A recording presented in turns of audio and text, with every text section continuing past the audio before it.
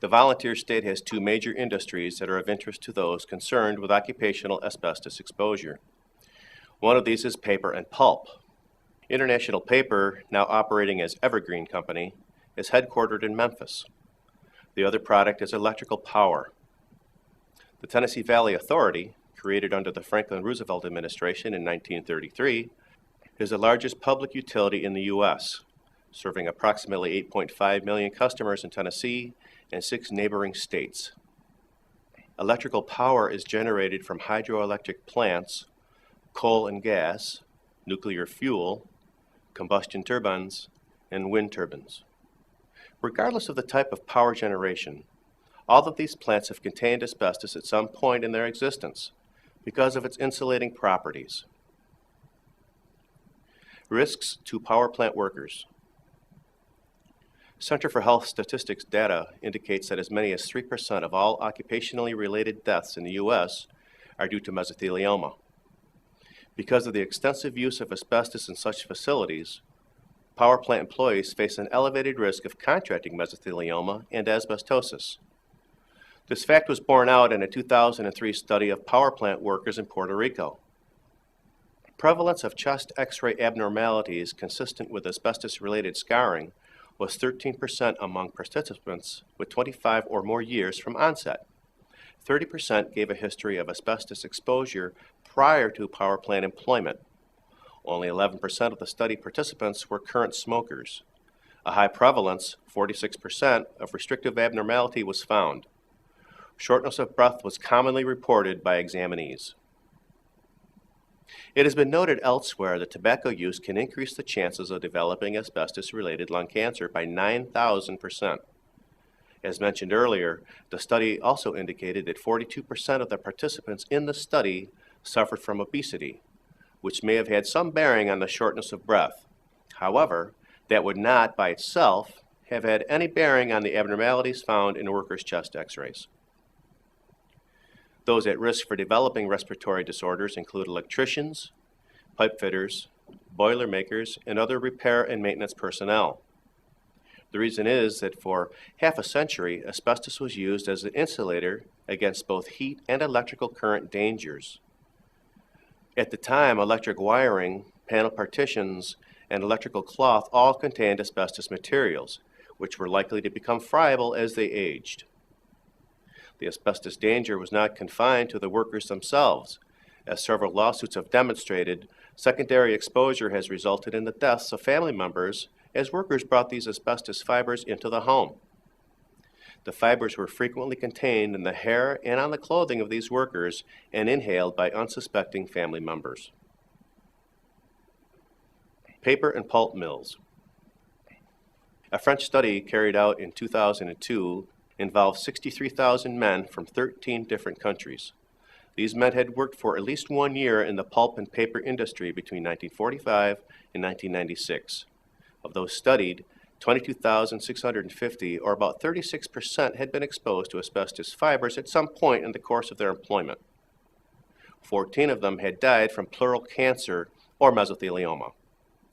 The remaining 47,000, who had not been exposed to asbestos on the job, had half the overall rate of mesothelioma of those who had.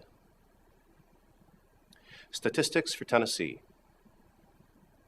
Tennessee has 4 major population centers: Memphis, which is the state's largest city; Nashville, the largest metro region overall; Chattanooga; and Knoxville. The remainder of the state is primarily rural. Most of the state's 676 victims of asbestos diseases during the 2 decades prior to 2000 were from these population centers. Mesothelioma cases outnumbered asbestosis ones by approximately 2 to 1. Legal resources in Tennessee.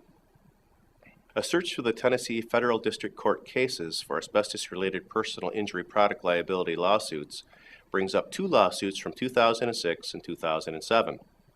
However, each of these cases is a petition for removal from asbestos litigation, not a lawsuit brought by an individual affected by an asbestos-related disease. Tennessee is ranked 24 in the U.S. for mesothelioma cases. With a mesothelioma mortality rate of 7.09 per million, Tennessee has a crude mortality rank of 46 in the country. Tennessee has two known asbestos-exposed areas, the Chattanooga Nuclear Powerhouse in Chattanooga and DuPont in Hickory. Individuals living or working near these areas should be checked regularly for signs of mesothelioma in order to file any lawsuits within the state's statute of limitations. While many of these sites have been inspected and some have been cleaned up, anyone who worked or lived in these areas before asbestos contamination was reported can still be affected. Also, it is important to keep in mind that these are only known asbestos sites. Other areas in the state may also contain asbestos, but may have not yet been reported as such. Tennessee has seen a number of key asbestos cases and incidents.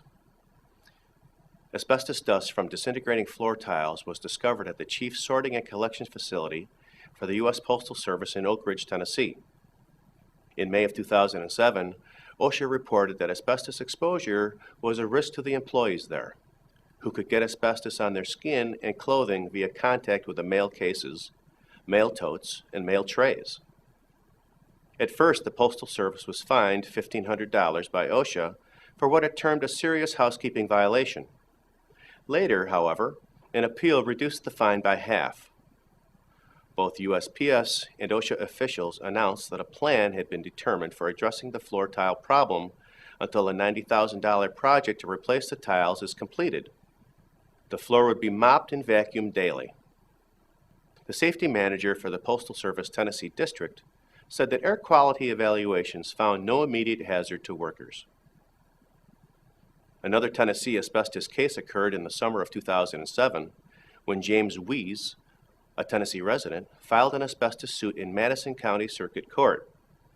Wees claimed that this mesothelioma was wrongfully caused while he was employed between 1940s and the 1990s as a welder, pipe fitter, and laborer. Wees' claim alleged that he was exposed to asbestos products in the workplace and while completing automotive repairs and home renovations. His lawsuit named 118 defendants, including Alcoa, CBS, Discount Auto Parts, Dow Chemical, ExxonMobil, Ford Motor Company, General Motors, Goodyear, Honeywell International, Ingersoll Rand, John Crane, Owens, Illinois, Pabst Brewing, Sears, and U.S. Steel. The case, which asked for $250,000 in damages, alleged that the defendants knew or should have known that the asbestos fibers in their products were toxic, poisonous, and highly dangerous to people's health. Those interested in filing lawsuits should know that the statute of limitations for personal injury law in Tennessee is only 1 year with a discovery rule that states that this amount of time begins when the problem, in this case the mesothelioma, either was discovered or should have been discovered. Wrongful death cases follow the same statute of limitations and discovery rule. There is no specific statute about asbestos in Tennessee. Thank you for watching. This video was produced by Asbestos.net, a leading resource on all aspects of asbestos and mesothelioma.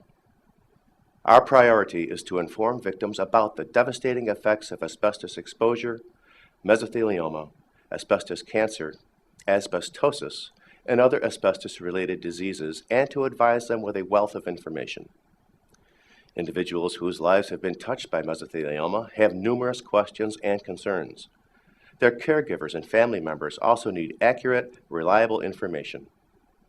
If you or a loved one have been diagnosed with mesothelioma or asbestos cancer and need more information, we invite you to visit and explore the thousands of pages of oncologist-reviewed material on Asbestos.net, to call our convenient toll-free number shown below and speak with a mesothelioma specialist, or to use the simple contact form found at Asbestos.net to request a free copy of our informative books, custom inserts, and DVD. Asbestos.net. Information and help for patients and families.